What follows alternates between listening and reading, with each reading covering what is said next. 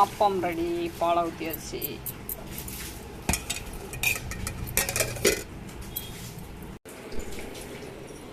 தேங்காய் பால் appam ready.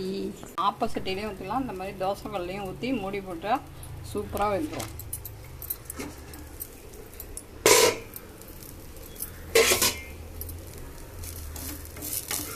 Appam ready.